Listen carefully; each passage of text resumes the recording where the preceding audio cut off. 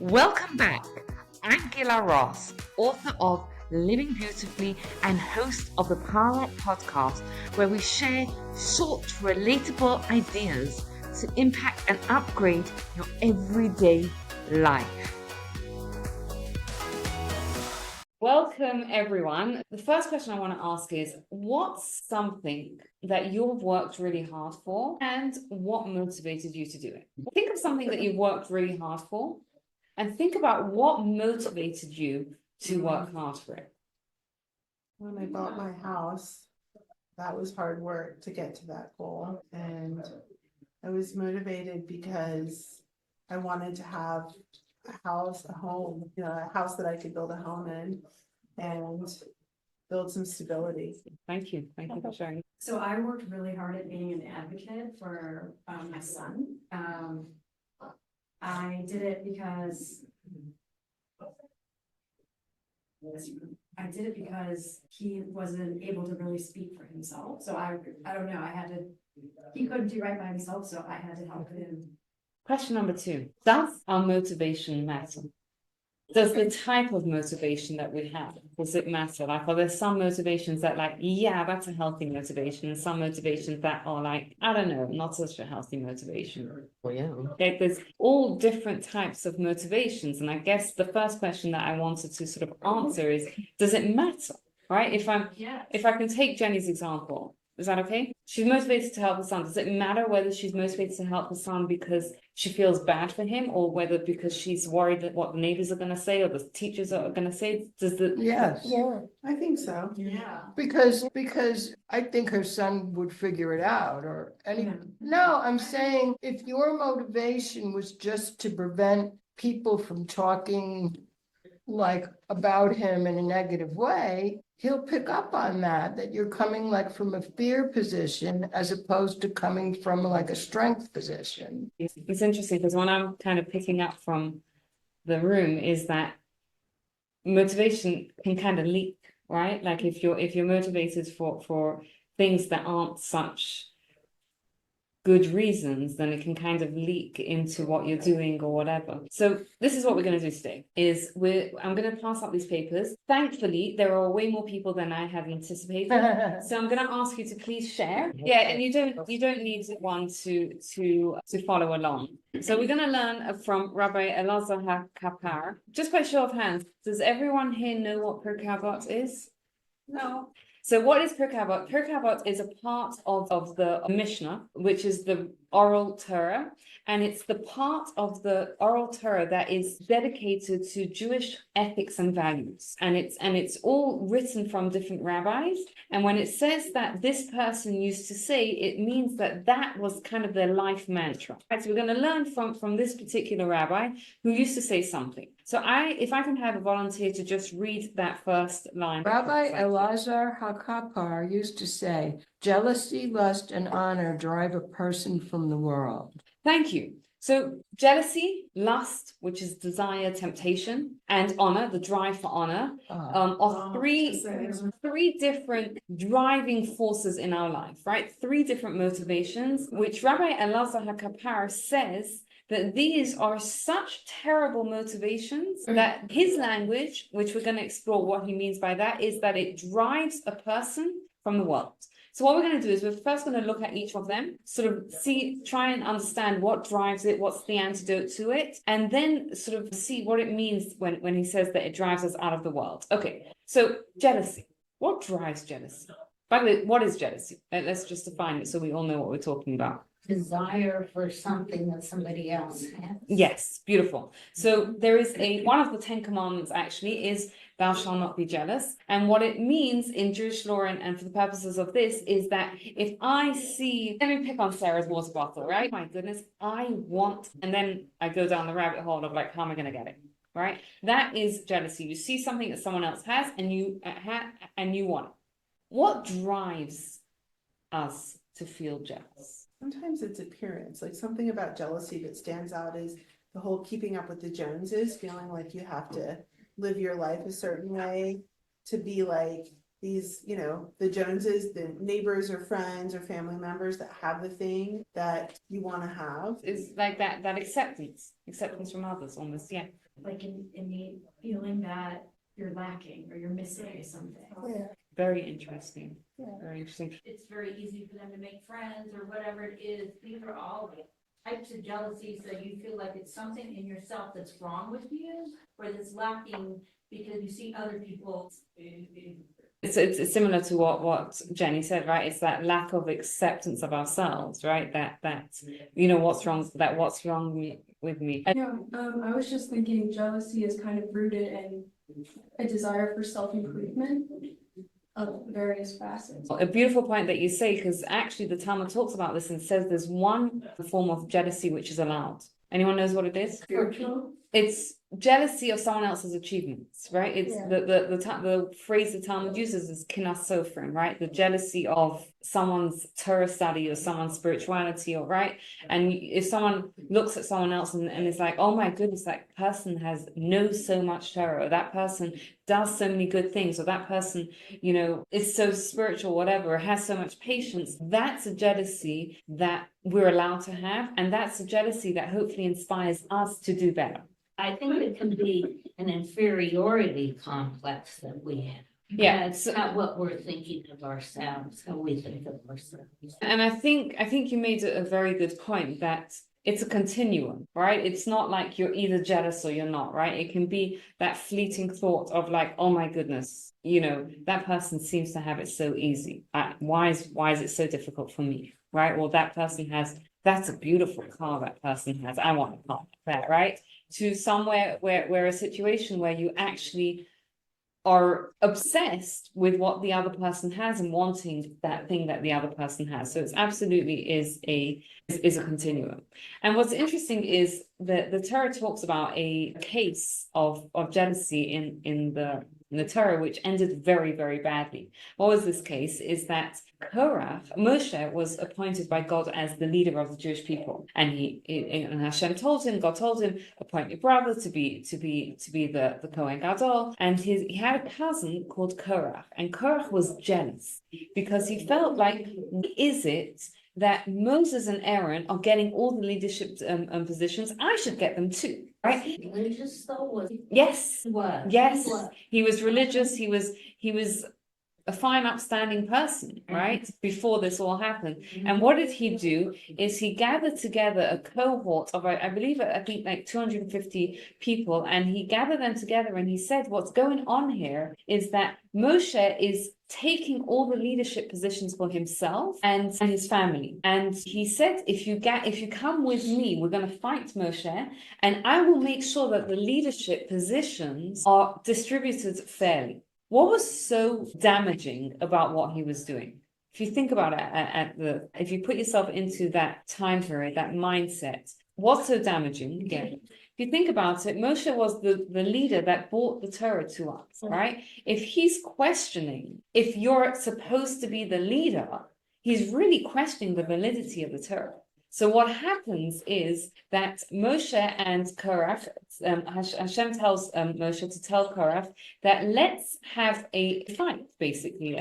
Both of you will bring a sacrifice, and whoever sacrifice God accepts will know is the correct leader, right? It's going to be a test. So they both do it, and what happens? Does anyone know the ending of the story? What happens to Korach and his cohort? They get swallowed by the earth, right? And again, the reason why the answer was so severe was because what was at stake here was so severe, right? Because if that question wasn't quelled for generations, it would have brought into question the validity of the Torah. Because if people generations afterwards was like, well, maybe Korach was right and Moshe shouldn't have been the leader, then it brings into question the whole validity of the Torah. And that's why Hashem took such a strong position against Korach and his cohort, and it kind of answers the question that we may or may not have had of what is, strong language. It drives a person from the world, right? But here in this case of Moshe and Korach, like the jealousy literally drove him Korach. What's the antidote to jealousy? What is Antidote to jealousy? Yes, Len. So I was thinking about that, and that it seems the opposite of jealousy is gratitude. I'm just going to say. Because a person who is grateful and appreciative of everything they have has no need or space for jealousy. Beautiful, beautiful. I would even take it one step more than that. There's a story told of a business person who went to the rabbi to complain. He said to the rabbi, he says, I have a shop, a store, and my competitor opens up across the road from me, and they're taking all my business. So the rabbi says, have you ever watched a horse go to drink water from the trough? And he says, no. He says, you know what happens? The horse goes there and it kicks the water. Why? Because it sees its reflection in the water and it thinks there's another horse that's coming to drink its water, right? So it kicks the water. What was the rabbi trying to tell him? Is he's saying that you have to understand something, that Judaism teaches us everyone gets exactly what they need. And if you're worried that your competitor's taking your business, you're not understanding this point. And you're like that horse that's kicking at the water because it sees a reflection of a horse, right? Let me try and explain what it means that people get what they need, right? So firstly, there's this idea that on Rosh Hashanah, every Rosh Hashanah, however much money we're supposed to have is decided for us. At the same time, a person still has to do what's called hishtadlut, our effort to raise money and to work and do whatever we have to do in the world. But we have to understand that we get what's predetermined for us. So I don't know if this is a question that some of you have, but I'm going to throw out a question. What does it mean when someone doesn't have something that they supposedly need, right? Someone maybe struggles with health or struggles with finances or fill in the blank, right? It's very nice to say we have what I need and okay, that's why I don't have that beautiful new car outside my front door, right? That's one thing to say that. But what about someone who's struggling with things that we look at as a basic need, health, finances, whatever it is. Community. How do we answer that question? How do we answer that a person has what they need when it seems clear that they don't have what they need? Is the question clear? We're saying that everyone has what you need, right? That just the rabbi told this business person, don't worry about the competitor opening up because everybody gets what they need. Let's take an example. There's someone who's struggling with their health. How can you say that person has what they need? They need help. They don't have it. Yes. Let's just say, for example, I'm the person, right? And I don't have that thing that I need, whatever that thing is. How do I answer the question to myself when I am like, but I need this thing. I need the health, for example, right? Or whatever it is. How do I hold those two things in my mind that on the one hand, we have this concept that everyone has what they need. And on the other hand, there's clearly something here that I need that I don't have. The other is because, for example, some people who don't have good health, it gives them opportunity to be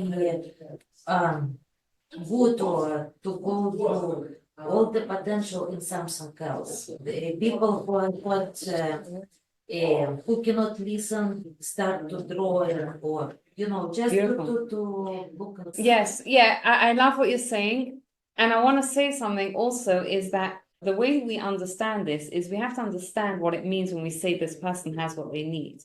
When we say you have what you need, it's based on the understanding that each of us is here in this world for a purpose, right? We're here for our soul's purpose. And in order for me to fulfill my soul's purpose, I have every single thing I need, right? It doesn't mean it's easy, right? It can mean a struggle, it could be a lifelong struggle. And the person I have what I need in order to fulfill my life's purpose. So it could just be, let's say, for example, I'll use a simple example, right? Let's just say there's a person who is an introvert and they look around at extroverts and they're like, oh, I wish I was more of an extrovert. Here's the thing. In order for this person to fulfill their life's purpose, they need to be an introvert. And when we can understand this concept, and when we can internalize this concept, it takes away the jealousy because I'm jealous of the other person that they can sing or they can do maths easily or whatever it is that they have. If I needed to be able to sing in order to fulfill my life's purpose, God would have given me that, right? So everything that I have in my life, everything that I need in order to fulfill my life purpose, I have. which again, doesn't mean that it's easy.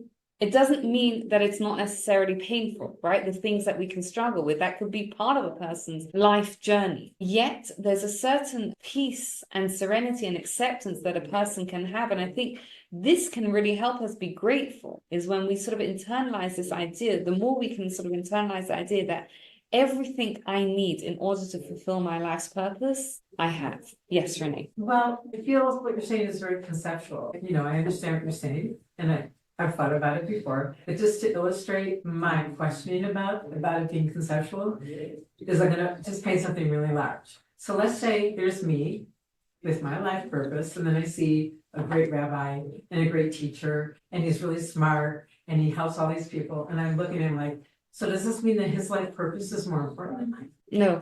And so it makes me, so this, some questions that I have, or like, not to embarrass you, but let's say if I was going to compare myself to you, it's like, you know, I'm like, okay, I don't have children, I don't have a husband, I'm not like a teacher, and I haven't written a book. I mean, those are just the little things that I see up the bat. You're a beautiful person. So then I'm like, well, maybe I have a life purpose. I don't know what it is yet, but I'm getting that on in my years. I mean, these are questions that I have.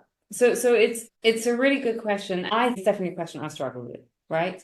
That, you know, you look at other people, it's very easy to look at other people and be like, oh my gosh, they're doing X, Y, Z, and like, who, you know, what am I doing, right? Compared to that. And I think one of the things is that there's so much we could sort of say about this, but I'll give you two little tidbits. Number one, this world is called the Olam HaSheker, right? Which means it's an upside down world. There's a story in the Talmud of someone who seems like he had some sort of near-death experience or a dream or something like that, and went to the next world, and he came back and his father asked him, what did you see? And he said, I saw an upside down world. That in the next world, people that we honor in this world are not honored, and in the, you know, people that we do honor, we don't honor, we're honored in the next world, right? Because we don't know how much what you accomplish is valuable to Hashem, right? We don't understand, because we see such a limited external view of it. So you can look at the things that you see about me, but you don't see what I struggle with. For all you know, like the things that you admire about me are things that you shouldn't admire about me. And the one thing that you should admire about me, you don't know, right? So, and I'm just kind of illustrating it is like, you know, maybe there is one thing that I'm just throwing it out there. Maybe there is something that you should be like, wow, I wish I was like killer, but you don't even know about it, right? And it's the same sort of thing, right? Like, we just see the externals, which it doesn't mean anything, right? Like, think about it for yourself. How many of us around the room have struggles that no one else knows about? Some of us, right? Because we don't know. Hashem knows, and Hashem knows how much struggle we put into things. So there's nothing to. That's why that's why we can't compare it. The other thing to bear in mind is that there's this idea that we collectively bring light to the world. And some Avram Avinu, for example, may have been a 5,000 watt light, and I might be a 1 watt light. But it doesn't matter, because collectively we're all every bit of that light is needed. It's kind of like, you know, you look at a painting, which stroke of art is the most valuable in the painting? All of it. It's the collective of its thing. But it's a whole nother topic. But hopefully that gave you a little bit of an answer. Yeah. You also don't know how you affect people around you. Right. So you might be having like a really positive effect on the people you touch, but not everybody's going to tell you, so you're not aware of it. So there's that too, that you only see it from a limited view. Yeah, absolutely. Did that answer the question a little bit? A little bit. A little bit. It really deserves its own topic, because there's so much to say about it, right? Like, Judaism has such a totally different view I was just of thinking about the beginning. success. Okay, so let's sum up what we did on jealousy. We spoke about the idea that, you know, jealousy is that drive for acceptance by other people, and what the antidote to it is accepting ourselves, right? Accepting that I have everything I need to fulfill my mission in life, right? It's that deep knowledge of I'm here for a purpose and I have everything I need. Let's move on to lust, desire, temptation. Now, how lust and jealousy is different is jealousy is I see something someone else has and I want that thing that the other person has, right? It's related to something else. desire, lust, temptation is irrelevant if someone else has it or not, right? Okay, I see a beautiful car in the dealership, right? Doesn't belong to anyone as far as I know, but I still want it. What drives it? Yes, Marla. It's like our animal soul or lower soul. Yep. And on a very simplistic level, what does our animal soul want? Wealth, comfort, pleasure. Exactly, right? It's the desire for comfort, for pleasure. Is there anything wrong with that desire? No, not really, if it's not too excessive. Okay, It has to be within reason. I agree. beautiful. I loved what you said, Alison, there about if it's in control. There's a story that's told for Rabbi Elazar HaKappar, who was a rabbi in the Talmud, and he was also fabulously wealthy. And just before he passed away, he's on his deathbed and he raises his 10 fingers and he says, I give testimony that none of my fingers used any of the wealth for wrong.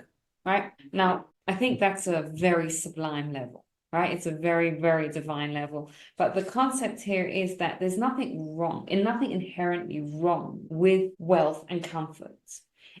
Sometimes it's the desire for wealth and comfort that can trip us up, especially if that's in the driver's seat and not us.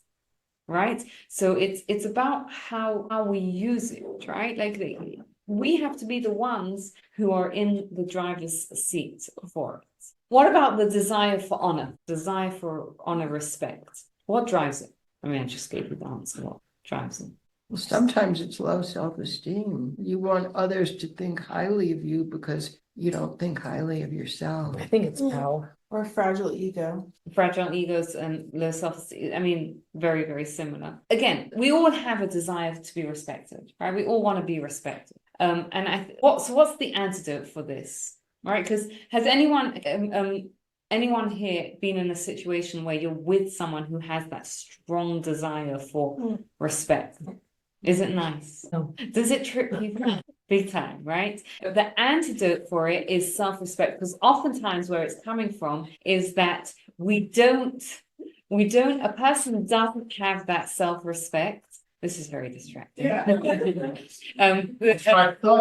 What often happens is a person doesn't have that self-respect. So what we do is we try and get it from other people. Right. What's wrong with that? It's not the real thing. It doesn't work. It's a terrible substitute, right? It's a terrible substitute because you want that respect from other people, but it doesn't fill. Right. It doesn't fill that hole unless, what do we have to do? Earn it. We have to have self-respect. Right, Mm-hmm. we have to work on ourselves, on our acceptance and our respect by ourselves, right? But again, some of that comes from this idea, this knowledge of knowing that everything I have, everything I need, I have to fulfill my purpose, and from living a good life. But we have to fill our self-respect up because it's a terrible substitute to look for it from other people. Interestingly enough, Elazar HaKappar lists it in that order because we often see it as a chronological thing through the ages. A child, how do they start? What drives a child? If you've ever watched children play, right? There can be a toy that no one's playing with. I want it for me. When do the kids want it? When someone else. When one person picks it up, right? One person picks it up and everyone wants it, right? It starts with that jealousy. You have it, I want it, right? Then as we get older, we have that desire to just have nice things. And then as we get even older, that's when the desire for honor and respect kicks in, right? Now, let me throw a question open to you. What does it mean when it says it drives us from this world?